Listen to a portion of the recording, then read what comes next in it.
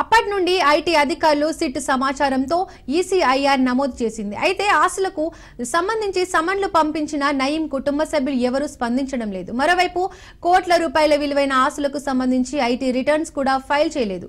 ఈ నేపథ్యంలో నయీం ఆస్తులను జప్తు చేయాలని ఈడీ నిర్ణయం తీసుకుని చర్యలు ప్రారంభించింది. ఇక ఇదే అంశానికి సంబంధించి పూర్తి అప్డేట్స్ మా కరెస్పాండెంట్ రత్నకుమార్ అందిస్తారు. రత్నకుమార్, చెప్పండి.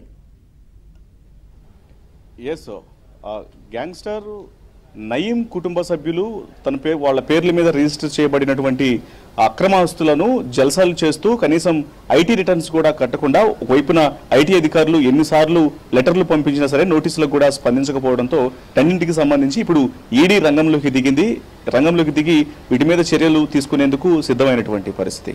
ఇక అందులో భాగంగానే ఇప్పటి వరకు దాదాపు 12 కోట్ల రూపాయల ఆస్తులు 12 కోట్ల రూపాయలు విలువ చేసినటువంటి ఆస్తులు 35 రకాలుగా ఉన్నట్లు కూడా గుర్తించడం జరిగింది. వీటన్నిటి మీద కూడా చర్యలు తీసుకొని జప్తు చేసేందుకు ప్లాన్ సిద్ధం చేసింది. ఇక అందులో భాగంగానే ఇప్పుడు 2022లో ఎప్పుడైతే ఐటీ అధికారులు అలాగే స్పెషల్ ఇన్వెస్టిగేషన్ టీం సిట్ ఇచ్చినటువంటి ఫిర్యాదుల మేరకు ఎక్కడెక్కడ అక్రమాస్తులు అనేవి ఇతర బంధువులు బినామీల పేర్ల మీద రిజిస్ట్రేషన్ జరిగిందో ఆ నయీంకు సంబంధించినటువంటి వ్యక్తుల మీద వాటన్నింటిని కూడా ఆరా తీశారు. ఆరా తీసిన తర్వాత ఇందులో ఆస్తులు మొత్తాన్ని కూడా నయీం కుటుంబ సభ్యులైనటువంటి హసీనా బేగం, తహీరా బేగం, సలీమా బేగం, అబ్దుల్ సలీం, అహేలా బేగం, సయ్యద్ నిలోఫర్, ఫిర్దోస్ అంజుమ్, మహమ్మద్ ఆరిఫ్, హసీనా కౌర్ల పేర్ల మీద అతను ఇటు ఇతరులను బెదిరించి అక్రమంగా రిజిస్ట్రేషన్లు చేసినట్లు కూడా గుర్తించడం జరిగింది. అందులో భాగంగానే 2022 నుంచి కూడా ఒకవైపున ఐటీ అధికారులు స్పెషల్ ఇన్వెస్టిగేషన్ టీం ఇచ్చినటువంటి డేటాతో ఈడీ అధికారులు ఈసీఐఆర్ నమోదు చేశారు. వీళ్ళందరి మీద కూడా ఇప్పుడు ఈసీఐఆర్ నమోదు చేసి వీరిని విచారించేందుకు కూడా సిద్ధమైనటువంటి పరిస్థితి ఉంది.